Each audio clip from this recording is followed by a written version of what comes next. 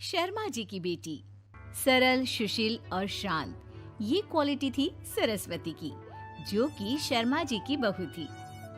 क्या है बहू, जब देखो तब किचन में खटर पटर करती रहती हो, लेकिन खाने को कुछ देती ही नहीं।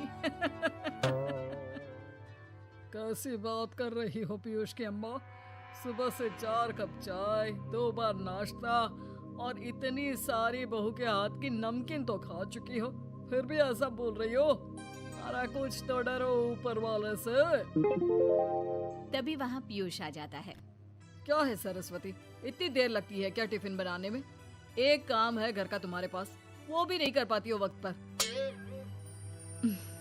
आपका टिफिन टेबल पर रखा है और नाश्ता भी, बाकी का सामान बेड पर रखा है और अब मैं मंदिर जा रही हूँ। सरस्वती मंदिर चली जाती है। उसके जाने के बाद घर में, यार माँ कैसी गवाह लड़के से शादी करा दिया है।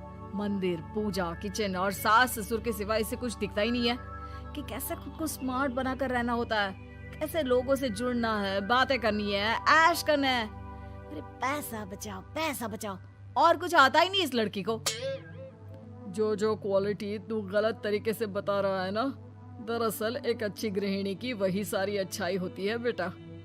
घर को चलाना, समाज में इज्जत दिलाना और घर वालों का ख्याल रखना, और चाहिए ही क्यों? अरे क्यों नहीं चाहिए कुछ और? लड़की ऐसी होती है कि घर आए तो पूरा घर बदल कर रख दे, सभी को खुश रखे। लेकिन बहू के अंदर तो ये सारी क्वालिटी है ही नहीं। अरे खुश तो उन्हें रखा जाता है जो खुश रहना जानते हैं। तुम लोगों को तो कोई खुश नहीं कर सकता।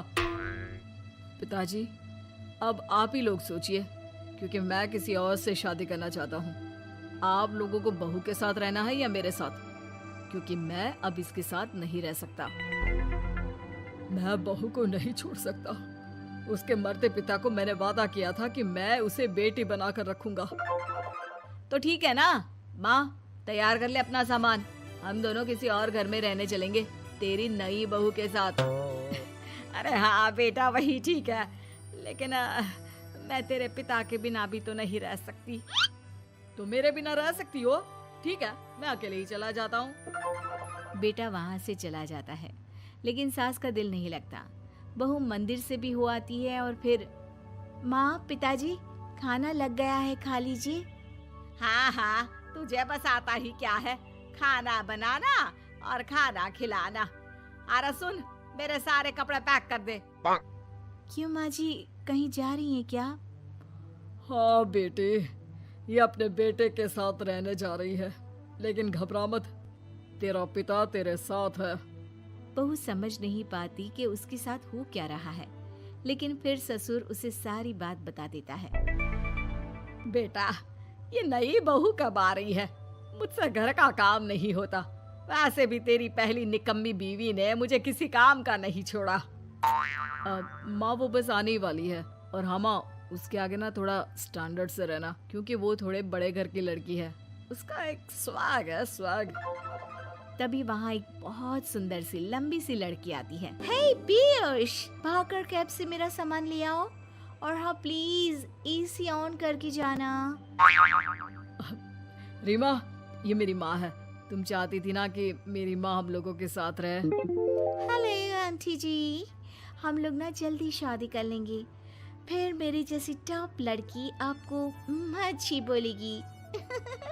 एक्साइटेड होंगी ना आप? पर नो इश्यू। पीयूष, सामान ले आओ ना, एंड आंटी आप पानी ले आइए प्लीज। माँ को तो समझ में ही नहीं आता कि वो क्या करे।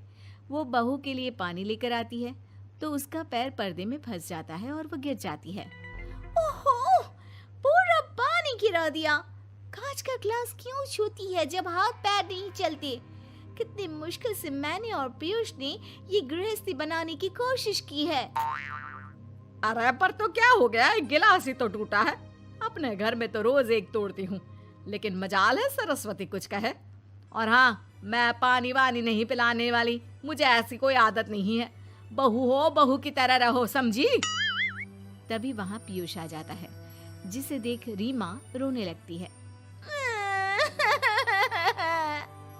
देख लो अपनी माँ को। सुना रही है। और अभी तो मैं आई हूँ, थक गई थी, बस पानी क्या मांग लिया। कह रही है बहू हो, बहू की तरह रहो।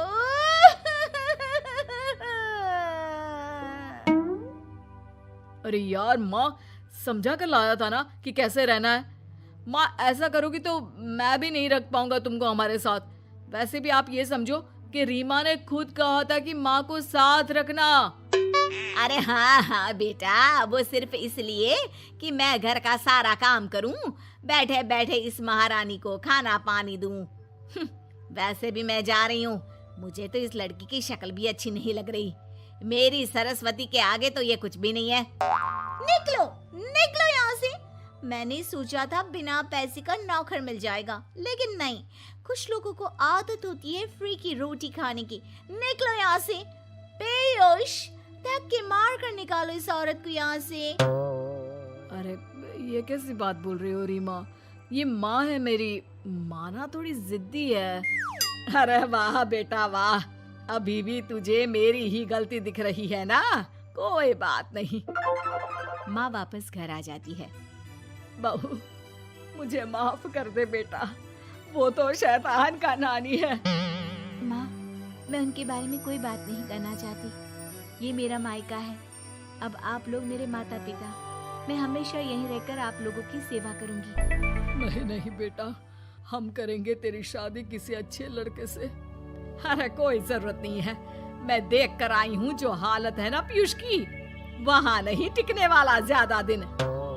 ना टिके वो उसकी मर्जी, लेकिन मेरी बेटी इतनी गई गुजरी नहीं है जो उसे कभी भी छोड़ो और कभी भी वापस आ जाओ तो वो तुम्हें अपना ले। अब ज्यादा ही हो रहा है आपका। माना मैंने गलत किया बहू के साथ, लेकिन वो उसका पति है।